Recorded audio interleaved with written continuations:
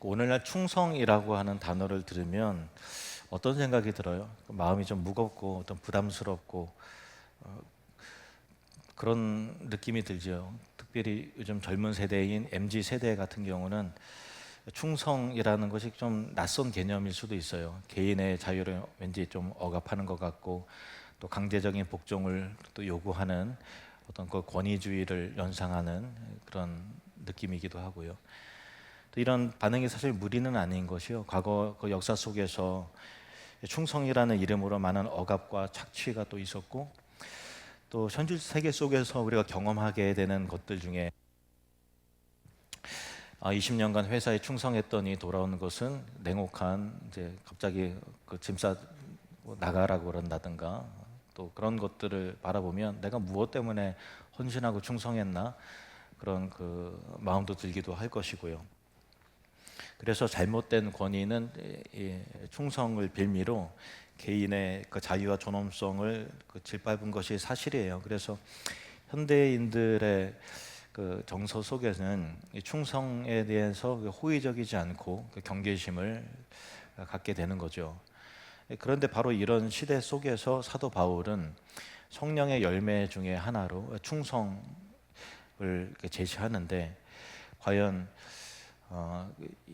이 충성이 시대착오적인 발상인가, 아니면 오늘날 이런 시대일수록 더욱더 우리가 어쩌면 놓치고 있는 정말 소중하게 생각해야 될 영적인 가치인가라고 하는 것입니다. 오늘 우리가 성경이 말하는 충성인지, 그 충성이 무엇인지, 그리고 또 어떻게 이것이 어떻게 우리에게 진정한 그 자유를 가져다주는 하나님의 능력인지를 좀 살펴보려고 합니다. 우리가 읽은 갈라디아서 5장에서 바울이 사용한 충성이라고 하는 단어가 이제 피스티스라는 헬라어예요. 피스티스. 단순한 복종이나 맹목적 헌신을 말하는 것이 아니고, 우리가 충성이라고 번역을 했지만은 성경에는 다양한 번역들이 있어요. 신실하다, 미쁘다, 믿음직스럽고 충성되고 헌신하고 일관적이고 신뢰할 만하다라고 하는 그런 여러 가지 그 개념을 담고 있는 단어가 피스티스예요. 그래서 오늘 본문에 충성으로 번역이 됐지만 또 다른 데는 또 이게 다르게 다양하게 신실하고 일관되고 또 한결같고 하는 걸 풍부한 의미로 번역되고 담고 있는 단어입니다. 근데 무엇보다도 중요한 것은 이 충성이 그 성령의 열매라는 거예요. 성령의 9가지 열매에 대한 개념을 우리가 매주마다 살펴보면서 계속 언급되고 있는 것이 우리 인간의 노력과 의지로 맺혀지는 것이 아니라 성령께서 우리 안에 찾아오셔서 성령 충만할 때에 성령의 은혜 속에서 자연스럽게 맺혀지는 열매라는 거죠. 그 바울이 갈라디아서를 썼을 그 당시에 그 교회들은 두 가지 극단 사이에서 혼란을 겪고 있었는데요. 첫 번째는 율법주의자들이 율법과 전통을 지켜야만 구원받는다라고 이렇게 주장을 했어요. 반대편에서는 그 은혜로 구원받았으니까 이제는 뭐 어떻게 살아도 상관없지 않느냐라고 하는 어떤 방종적 자유를 외치는 자들도 있었어요. 두 가지 극단적이죠. 율법을 지켜야, 전통을 지켜야 구원받는다. 아니다, 은혜로 구원받았으니 이제는 막 살아도 된다라고 하는 방종적 자유. 그 두 가지 극단 사이에서 사도 바울은 그 두 극단을 거부하면서 성령의 인도하심을 따라 사는 삶, 그러니까 은혜로 구원을 받는데 내 안에 오신 성령님께서 우리의 삶을 바꾸시는 그 능력 속에서 성령의 은혜를, 인도하심을 따라 사는 삶을 제시하는 거예요. 그 성령의 역사로 맺어지는 여러 가지 열매들을 지금 살펴보고 있는데, 오늘은 충성이라는 것을 살펴보는 것입니다. 데살로니가전서 5장에 이와 같은 구절이 있어요. 같이 읽겠습니다. 너희를 부르시는 이는 미쁘시니 그가 또한 이루시리라. 너희를 부르시는 이는, 하나님은 미쁘시다라는 거예요. 이 미쁘시다라는 단어가 피스티스라는 동일한 단어예요. 신뢰할 만하다, 믿음직스럽다, 충성스러우신 분이다, 신실하신 분이시다. 누가요? 하나님이. 그러니까 충성이라는 개념은 하나님의 성품이에요. 하나님은 변덕스러우시거나 이랬다 저랬다 하시는 분이라든가 또 일관성이 없거나 그런 분이 아니시라는 거죠. 그래서 이 하나님의 이 충성됨이 인간을 억압하거나 제한하는 것이 아니고요, 오히려 우리가 안전하게 자유를 누릴 수 있는 견고한 토대가 되는 거예요.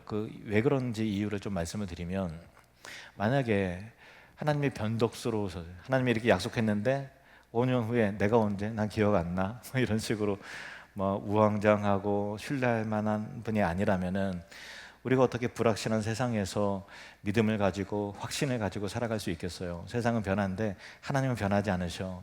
하나님의 약속은 한결같으셔라고 하는 신뢰 속에서 우리는 마음 평강과 그 테두리 내에서 자유를 누리고, 나는 연약하지만 나를 붙들고 계신 하나님을 신뢰하면서 나아갈 수 있는 거잖아요. 그런데 하나님이 이랬다 저랬다 하시는 분이고, 하나님의 약속을 우리가 믿지 못한다면, 믿을 수 없는 분이라면은 어떻게 우리가 확신을 가지고 살고, 어떻게 우리가 자유를 누리고, 어떻게 우리가 평안을 누리겠어요? 급변하는 시대 속에서 그래도 하나님은 나를 사랑하시고, 하나님의 말씀은 영원하셔, 하나님은 충성스러우신 분이고, 하나님은 신실한 분이야 라는 걸 통해서 우리는 그 신뢰 속에 우리는 자유를 누리고 평강을 누리는 거 아니겠습니까? 그렇죠. 예수님께서도 요한계시록에 보면 예수님에 대해서 충성된 증인이라는 표현이 나와요. 그렇습니다. 예수님은 충성된 분이세요. 십자가에 죽기까지 하나님 아버지의 뜻에 죽도록 충성하셨죠. 근데 이 충성이 예수님을 옥죄고 억압한 것이 아니라 오히려 그 충성을 통해서 이 인류 구원이라고 하는 가장 위대한 자유의 역사가 이루어진 것을 보면, 충성 없는 구원이라는 것은 없어요. 충성 없는 자유라는 건 없죠. 이제 우리는 충성이 무엇인지, 그리고 하나님이 얼마나 충성되고 신실한 분인지를 알게 됐는데, 지식에 그쳐서는 안 되죠. 이것이 우리의 일상의 삶 가운데, 우리의 영적인 삶 속에서 어떻게 드러나는지, 어떤 열매로 나타나는지를 살펴보길 원합니다. 우리에게 가장 우선시 되는 것은 하나님과의 관계에서의 충성이에요. 다른 인간관계도 중요하고 국가관계도 중요하고 한데, 제일 중요한 근본은 충성이라는 것 자체가 하나님의 성품이기 때문에 하나님에 대한 반응의 충성의 관계가 제일 중요하다는 거예요. 다니엘의 이야기를 들어볼까요? 바벨론의 포로로 끌려간 그 청년, 그 젊은이가, 다니엘이 어떻게 우상 숭배가 만연한 이방 땅에 하나님께 대한 그 신실한 충성스러움을 일관되게 지켜낼 수 있었을까 하는 거죠. 다니엘서 6장의 상황을 보면 제국의 왕의 금령이 떨어졌어요. 앞으로 30일간 왕 외에 어떤 누구에게도 절하거나 기도하면은 사자굴에 던져넣겠다. 다니엘은 이 소식을 듣고서 어떻게 했을까요? 다니엘서 6장에 보면 다니엘이 이 조서에 왕의 도장이 찍힌 것을 알고도 자기 집에 돌아가서는 윗방에 올라가 예루살렘으로 향한 창문을 열고 전에 하던 대로 하루 3번씩 무릎을 꿇고 기도하며 그의 하나님께 감사하였더라. 그러니까 나라에 대한, 어떤 조직에 대한, 국가에 대한 충성도 중요하지만 가장 중요한 충성이 뭐냐면 하나님과의 관계 속에서의 충성이에요. 여기서 주목하는 점은 전에 하던 대로라는 거예요. 다니엘이 충성은 위기 속에서 갑자기 즉흥적으로 생겨난 것이 아니라 늘 평상시부터 꾸준히 하나님과의 관계 속에서 지켜온 그 결과로서 충성이었다는 거예요. 그리고 감사했더라라는 표현도 놀랍죠. 왜냐하면 위기 속에서 기도하는 사람을 사자굴에 던져넣겠다라고 하는 그 위협 앞에서 기도를 하는데 하나님 살려주세요, 그게 아니라 감사했다는 거예요. 어떻게 감사할 수 있죠? 그러나 하나님께서 어떤 상황에서도 신실하시다, 하나님 나를 붙들고서 놓지 않으신다라고 하는 확신이 있기 때문에 감사할 수 있는 거잖아요. 그러니까 하나님이 먼저 충성스러우신 분이고 신실하신 분이기 때문에 우리도 하나님께 신실할 수 있는 거고, 우리도 하나님께 충성스러울 수 있는 거예요. 결과 어떻게 되었을까요? 다니엘이 사자굴에 던져졌음에도 하나님이 사자들의 입을 봉하셨고, 다니엘은 털끝 하나도 상하지 않고 오히려 이 다니엘을 모함하고 또 올무려 씌웠던 이 모함하는 자들이 사자굴에 던져졌고, 다리오 왕은 온 나라에 하나님을 경배하라라고 하는 조서를 내리게 됩니다. 참 놀랍지 않습니까? 이것이 바로 성령의 열매로서의 충성의 능력이에요. 다니엘의 충성은 그를 죽음과 위협에서 구해냈을 뿐만 아니라 온 제국이 하나님을 인정하는 놀라운 역사를 만들어낸 것입니다. 충성이 우리를 제한한 것이 아니라, 충성이 우리를 올가매는 것이 아니라 하나님의 능력을 경험하게 하고 하나님의 영광을 드러내고 하나님의 위대한 더 큰 일을 이루는 통로가 되게 한다는 것입니다. 무엇이? 충성이. 그렇다는 것입니다. 이런 다니엘의 모습을 보면서 우리도 과연 어려운 상황 속에서, 위기 속에서, 시험과 환난 속에서 하나님에 대한 신실함을 지켜낼 수 있을까라고 하는 생각이 들죠. 그런데 우리가 앞서 함께 부른 찬양, 나는 일어섭니다, 이 찬양을 제가 찬양팀에 특별히 주문해서 이거 꼭 불러야 된다 그렇게 한 찬양이에요. 왜냐하면 하나님에 대한, 하나님이 신실하시고 우리도 하나님께 신실해야 된다는 것을 정말 잘 드러내는 찬양이기 때문에 그런데요, 가사 한번 보면은 어둠 속에 아무것도 보이지 않아도, 주님의 약속을 잊을 때에도 주가 붙드시기에 버텨내는 삶. 이게 어떤 의미인가 하면은 아무것도 어둠 속에 있는 것처럼, 병원에 갔는데 암이래요. 병원에 갔는데 자녀가 아프대요. 얼마나 암담해요. 사업은 여전히 어려워요. 경기 침체가 너무 장기화돼요. 그리고 자녀 문제로 정말 막 가슴이 답답하고 밤잠을 이루지 못하는 상황이에요. 그야말로 어둠 속에 아무것도 보이지 않는 상황이죠. 그리고 주님의 약속이 이제 잊혀지는 것 같아요, 내 기억 속에서. 그런데 그런 순간에도 하나님이 나를 버리지 않는다, 하나님에 대해서 나를 붙드신다. 그러니까 믿는 거는 내 믿음이 약해서 그런 게 아니라, 강해서가 아니라, 하나님은 신실하신 분이시고 하나님은 일관된 분이시고 하나님은 충성스러운 분이다, 하나님 미쁘신 분이다 라고 하는, 주가 붙드신다라고 하는 것 때문에 우리가 버텨낸다는 거예요. 그 버텨냄이 충성이에요. 대단한 게 아니라 하나님의 신실하심 때문에 나 또한 버텨내고 이겨내겠다라고 하는 것이 충성이에요. 그 다음 가사 볼까요? 절망 중에 무엇 하나 들리지 않아도, 뭐가 안 들리는 거죠? 하나님의 음성이 들리지 않아요. 기도 응답이 없는 것 같아요. 하나님이 침묵하시는 것 같아요. 절망 중에 무엇 하나 들리지 않아도, 예수의 능력이 힘이 잃어가도. 무슨 뜻인가 하면 마치 주님의 능력이 내 삶에서 멀어진 것처럼 느껴진다는 거예요. 기적이 나타나지 않아요. 하나님의 능력이 없어진 것 같아요. 그냥 공허하고, 내가 아무리 기도해도 그냥 내 기도가 공원 하늘에서 흩어지는 것 같아요. 그렇지만 그런 상황에서도 그래도 하나님은 나의 하나님이시다라고 고백하면서 나의 자녀된 신분을 지켜내면서 변함없이 예배하고, 감정이나 환경에 휘둘리거나 좌우되지 않는 그 흔들림 없는 예배자, 이것이 성령의 열매로서의 충성이라는 것입니다. 이렇게 하나님과의 관계 속에서 경험하는 충성은 우리에게 놀라운 변화를 가져다 줘요. 왜냐하면 우리의 충성스러움은 조직과 사람을 의식할 때가 많잖아요. 그런데 그것이 아니라 하나님께서 나에 대해서 신실하신 것을 믿기 때문에 교회에서 봉사할 때 사람의 인정을 받기 위해서 하는 게 아니에요. 내가 그 직분 받아야 되는데 해서 충성스러운 게 아니잖아요. 하나님이 보고 계시기 때문에 우리도 신실하게 기쁨으로 섬길 수 있는 거죠. 다른 사람이 인정하지 않아요. 그래도 하나님께 하는 충성이기 때문에, 하나님은 신실하시잖아요. 그렇기 때문에 우리는 충성할 수 있는 거예요. 아무도 알아주지 않는 뒤편의 일이라도 하나님께서 기뻐하신다는 마음으로 최선을 다할 수 있는 거예요. 이 기도 생활에도 변화가 일어날 겁니다. 응답이 빨리 오지 않는다고 해서 포기하지 않고, 왜냐하면 하나님은 듣고 계실 거야. 하나님의 때가 있을 거야. 하나님의 때가 있을 거야. 그 믿음으로 꾸준히 기도할 수 있는 거예요. 이렇게 하나님이 신실하시다는 확신이 생기면, 충성이라고 하는 개념이 정립이 되면 우리는 사람 눈치 보지 않아도 되고요, 세상의 기준에 흔들리지 않게 되고, 어떤 위협과 풍파와 이 세상의 변화 속에서도 일관되게 우리 믿음을 지켜낼 수 있는 거예요. 어떤 상황에서도 평안을 누릴 수 있습니다. 어떤 상황에도 요동하지 않을 수 있습니다. 왜냐하면 하나님이 신실하신 분이기 때문에 우리가 충성할 수 있는 거죠. 그리고 여기서 또 중요한 질문이 하나 더 생깁니다. 하나님께 대한 이런 충성이 나 혼자만의 개인적 경험으로 끝나는가? 절대 아니죠. 다니엘의 충성이 결국 다리오 왕과 바벨론 전체에 하나님의 영광을 드러낸 것처럼, 진정한 충성은 반드시 다른 사람들과의 관계로 확장이 됩니다. 하나님께 대한 충성이 확립이 되면 그것은 자연스럽게 공동체에서의 헌신으로 이어지게 되는 거예요. 고린도전서 12장은 교회를 그리스도의 몸으로 표현합니다. 함께 읽겠습니다. 시작. 너희는 그리스도의 몸이요 지체의 각 부분이라. 떨어진 손가락, 떨어진 발가락, 그게 얼마나 끔찍해요. 몸인데 몸에서 떨어져 나가는 지체는 흉측스러운 거예요. 마찬가지예요. 단순한 은유가 아니죠. 우리가 진짜로 우리가 서로 연결되어 있고 서로에게 의존되어 있으며 서로를 필요로 하고 있다는 거예요.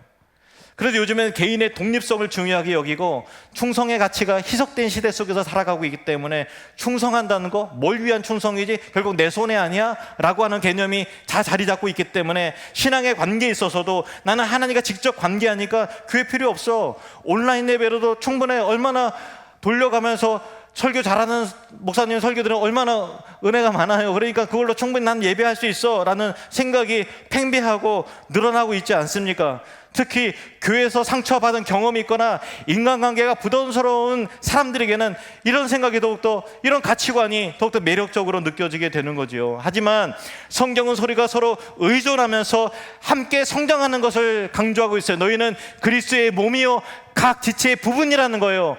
몸에서 떨어져 나가는 지체는 흉측한 거예요. 그래서 온전하지 못한 거예요.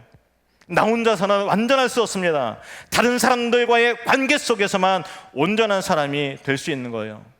그렇다면 교회에 대한 헌신과 충성은 과연 무엇일까요? 단순히 교회를 떠나거나 옮기지 않는 것이 충성입니까? 출석만 꾸준히 하는 것도 아니고 목사의 말에 맹목적이고 무조건적 무지성적 복종도 충성이 아닙니다. 진정한 교회의 충성은 교회를 건강하게 세우기 위해서 하나님 나라의 비전을 같이 품는 거예요. 예수의 꿈을 같이 꾸는 것입니다. 교회의 사명에 동참하고 형제 자매를 진심으로 사랑하고 그들의 성장을 위해서 기도하고 섬기는 것이 하나님 앞에서의 교회의 충성스러움이라는 것입니다. 물론 쉽지 않죠. 교회에서 우리는 같이 일하다고 섬기고 또 5년 10년 하다 보면 틀림없이 상처받잖아요. 그래서 리더십에게 실망할 수 있습니다. 사람이 모인 것이기 때문에 완벽하지 않기 때문에 그런 거죠.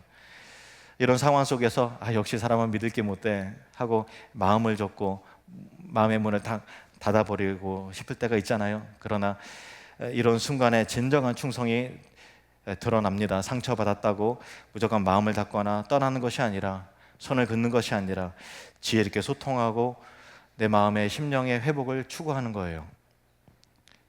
더 이상 아픔이 내 아픔으로 나를 가둬두지 않도록 벗어나는 거죠. 그리고 지혜롭게 소통하면서 회복을 추구하는 겁니다. 문제가 있을 때 뒤에서 수근거리고 불평하는 것이 아니라 건설적인 방법으로 같이 해결책을 찾아가는 것이 바로 교회에 대한 헌신과 충성인 것입니다. 때때로 하나님은 신실하지만 사람은 그렇지 않다는 생각이 들 수 있어요. 그렇습니다. 사람은 하나님 같지 않죠. 하지만 그 불완전한 사람들을 통해서도 하나님은 일하시잖아요. 그러니까 사람의 신실하지 못함이 하나님에게 걸림이 안 된다고요. 왜냐하면 하나님은 신실하신 분이기 때문에. 그리고 나 자신도 그 불완전한 사람 가운데 한 사람이다라는 것을 우리는 겸허하게 인정하고 받아들여야 하는 것입니다. 이런 충성의 삶이 과연 항상 순탄할까요? 현실은 그렇지 않죠. 하나님께 대한 충성도, 공동체를 향한 헌신도 반드시 시험을 받게 됩니다.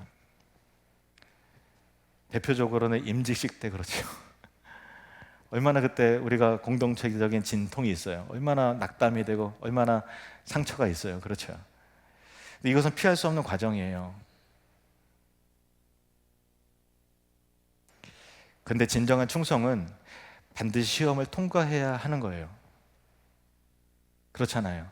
시험을 통과해야 진짜 충성이라는 것이 입증이 될 거 아니에요. 마치 금이 불을 통과해야 순금이 되는 것처럼 연단과 시험이 통과되어야만 진짜 공동체에 하나님을 향한 진정한 충성과 신실함이 입증이 되는 거죠. 위기 속에서 그 신실함이 입증이 안 돼요. 그러면은 신실하지 못한 거구나. 그렇게 되지 않나요? 저 혼자만의 생각입니까? 정말 그 시험을 통과해야만 저 사람은 정말 충성스럽고 신실한 분이구나 라는 것을 다 같이 인정이 되는 거예요. 그런데 시험을 통과하지 못하면 결국은 역시 안 뽑길 잘했어 이런 생각이 들지 않겠습니까? 신실하지 못한 게 증명되니까. 진실한 충성과 신실함은 시험과 연단을 통과해야 되는 거예요. 금처럼. 근데 요즘에 어려움을 피하는 경향이 있죠. 힘들면 그만두면 되지 굳이 고생할 필요가 있나? 충성이 밥 먹여주나? 자기의 어떤 관계 속에서 내한테 이익이 되면 헌신하지만 이익이 안 되면 금방 계약 종료, 금방 떠나고 관계 정리하고 하는 것이 이 시대 속에서의 지혜로 여겨집니다. 물론 어떤 경우에는 이런 선택이 지혜롭고 현명할 수도 있어요. 그거 인정합니다. 하지만 성령의 열매로서의 충성은 시험을 통과하면서 더욱 견고해진다는 특별한 성격이 있다는 것, 여러분 꼭 기억하시길 바랍니다. 창세기 39장의 요셉을 보세요. 그는 두 가지 큰 시험을 받았습니다. 첫 번째는 보디발의 아내의 유혹이었어요. 타국에서 젊은 나이에서 혼자 있는데 아무도 모르는 상황에서 굉장한 성적인 유혹을 받는 거예요. 보디발의 아내가 계속 나랑 같이 자자고 계속 졸랐다 그랬어요. 근데 아무도 보는 이가 없어요. 요셉은 내가 어찌 이 큰 악을 행하여 하나님께 죄를 지으리이까? 내 주인과 하나님께 어찌 죄를 지으리이까? 라고 말하면서 하나님께 대한 충성과 신실함을 지켜내요. 두 번째는 그 결과로 온 억울한 감옥 생활이었어요. 내가 하나님께 충성했는데 그 결과는 오히려 더 밑바닥까지 떨어지는 거예요. 보상 없어요. 더 일이 꼬여버린 거예요. 옳은 일을 했는데, 충성 때에 했는데 오히려 고난이 따라온 거죠. 충성했는데 또 오히려 오해받고 직장에서 왕따 당하고 더 어려운 일이 생기는 거예요. 하지만 요셉 좌절하지 않았어요. 오히려 감옥에서도 다른 사람들 섬기고 격려합니다. 받은 은사대로 꿈도 해봉하면서 섬기는 거예요. 감옥의 간수들과 죄수들 모두가 그를 신뢰하게 되었습니다. 결과는 어떻게 되었습니까? 하나님의 때가 되어서 그를 애굽의 총리로 세웁니다. 요셉의 충성이 결국 온 민족을 구원하는 통로가 되는 거죠. 근데 여기서 우리가 놓치지 말아야 할 것은 때때로 우리가 충성에 실패할 때가 있잖아요. 충성하고 싶었는데 좌절했어요. 신실하고 싶었는데 너무 시험이 컸어요. 그래서 등을 돌렸어요. 넘어졌어요. 큰 시험에 들었어요. 그러나 다시 일어서는 것이 참된 충성입니다. 우리는 넘어지죠. 늘 넘어져요. 우리는 실패합니다. 그런데 진짜 충성은 바닥치고 다시 일어나는 거예요. 베드로를 보세요. 그러나 예수님 앞에서 다른 사람 다 주님 떠날지라도 나는 나만큼은 절대 주님을 부인하지 않겠습니다. 장담했어요. 하지만 정작 위기가 닥치자 예수님을 모른다고 3번 부인합니다. 심지어 저주까지 해요. 그 순간 닭이 울었고 예수님과 눈이 마주쳤습니다. 베드로는 밖으로 나가서 심히 울면서 통곡합니다. 하지만 이야기는 여기서 끝나지 않았어요. 부활하신 예수님은 베드로를 찾아갑니다. 그리고 내가 나를 사랑하느냐? 요한의 아들 시몬아, 내가 이 사람들보다 나를 더 사랑하느냐? 내 양을 먹이라. 이게 3번 물으시면서 그를 회복시켜 주십니다. 베드로는 주님의 용서와 회복을 통해서 더욱더 견고한 충성스러운 사도가 되었습니다. 베드로의 이런 회복의 경험은, 실패를 딛고 일어나는 회복의 경험은 우리에게 큰 위로와 소망이 되는 것입니다. 우리가 함께 부른 찬양 가사 다시 한번 좀 확인해 보겠습니다. 나는 일어섭니다. 더 이상 내 삶의 아픔이 아프게 두지 않겠습니다. 우리가 아픔을 경험하잖아요. 죄를 지을 때가 있고 시험에 걸려서 넘어질 때가 있습니다. 충성스러움에 이미 실패했어요. 시험에 크게 들었습니다. 사람의 미운 마음과 증오의 마음이 마음 가운데 있어요. 그래서 예배의 감격을 잃어버렸어요. 봉사와 헌신 해봤더니 오해가 생기고 걷잡을 수 없어서 그 봉사직을 내려놨어요. 그래서 나는 다시는 봉사하지 않을 거야. 아픔이기 때문에, 상처이기 때문에. 과거의 실수나 상처 때문에 계속 자책하며 살았던 우리일 수 있고, 실패의 기억에 사로잡혀서 발목이 잡혀서 주저앉아 있었던 때가 있을 수 있지만, 그러나 이제는 더 이상 그 아픔이, 그 상처가, 그 실패가 나를 지배하지 하도록 하지 않겠다고 결단하는 것이 바로 우리가 회복해야 될 충성스러움이라는 것입니다. 여러분, 그 아픔이, 그 상처와 그 시험이 여러분의 발목을 잡지 않도록 하시기를 바랍니다. 실패와 좌절이 우리를 순간 넘어뜨릴 수는 있지만, 바닥을 치게 만들 수 있지만, 그 바닥 치고서 다시 올라가는 것이 하나님 앞에서 우리가 증명해야 될 신실함이고 충성스러움이라는 것입니다. 왜냐? 하나님이 우리를 충성하셨고 하나님께서 신실하셨기 때문에 우리의 구원이 이루어진 것입니다. 그래서 내게 약속하신 그 자리로 다시 한번 나갑니다. 내게 약속하신 그 예배의 자리로, 그 헌신의 자리로, 그 충성의 자리로, 그 복음의 자리로, 그 열정의 자리로 다시 한번 나아가길 원합니다 라고 하는 그 충성스러움의 회복이 저와 여러분에게 일어나기를 주님의 이름으로 축원합니다. 여러분, 목회해 보니까 저도 그런 연약함이 있어요. 과거의 오해와 상처와 아픔이 우리 평생의 신앙의 발목을 잡을 때가 얼마나 많은지 모릅니다. 근데 계속 그렇게 사시겠어요? 발목 잡혀서 사시겠어요? 이제는 충성하네, 이제는 봉사하네, 그냥 나와 하나님과의 관계가 편해, 정말 그렇게 사시겠습니까? 그것이 여러분의 영적에 정말 유익할까요? 그게 아니잖아요. 내게 약속하신 그 자리로, 축복의 자리로, 예배의 자리로 다시 한번 나갑니다.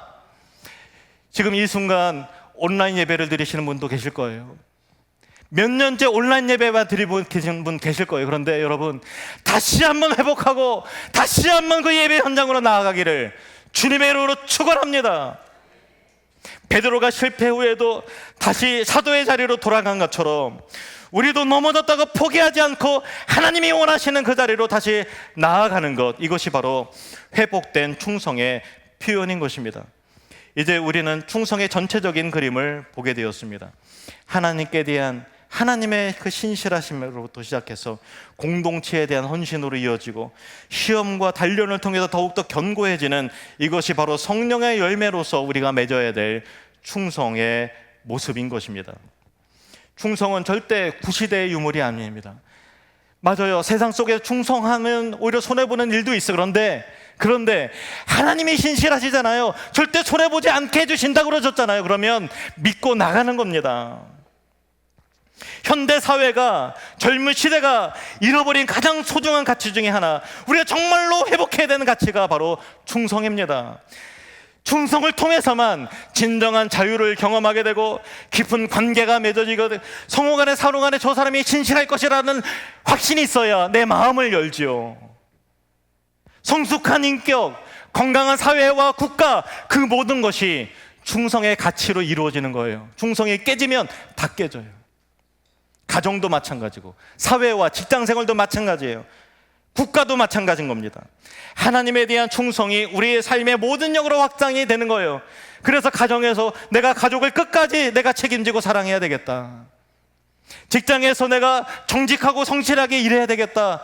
모든 일을 죽게 하듯 하라. 인정받지 못한다. 나는 끝까지 충성하겠다. 왜냐하면 하나님의 보상하시는 분이니까. 사회에서, 국가에서 공동체의 유익을 위해서 헌신하는 자세로 나아가는 것입니다. 이것이 성령의 열매로서의 충성이 우리 일상에서 구현되는 모습인 것이죠. 마태복음 25장에서 주인은 충성된 종에게 이렇게 말합니다.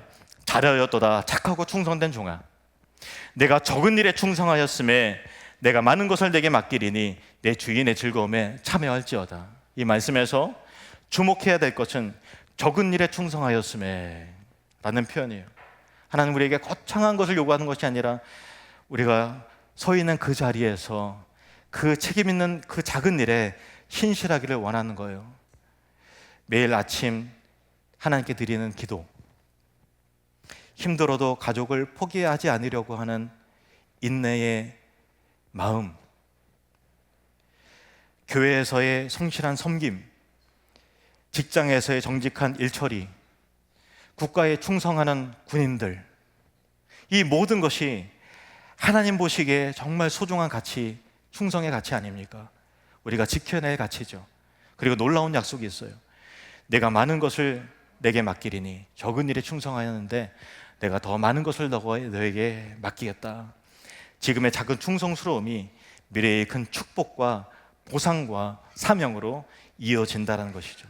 하나님은 충성스러운 그 한 사람, 작은 일에 신실한 그 사람을 통해서 더 큰 일을 이루십니다. 무엇보다 감동적인 것은 이제 내 주인의 즐거움에 참여할지어다. 한 가족으로, 한 일원으로 공동체에 속한 하나님의 영광과 기쁨을 함께 나누는 친밀한 관계로 초대한다는 것입니다. 이런 작은 충성들이 모여서 우리의 삶을 변화시키고 교회를 바꾸고 가정을 새롭게 하고 건강한 나라가 되게 하는 것입니다.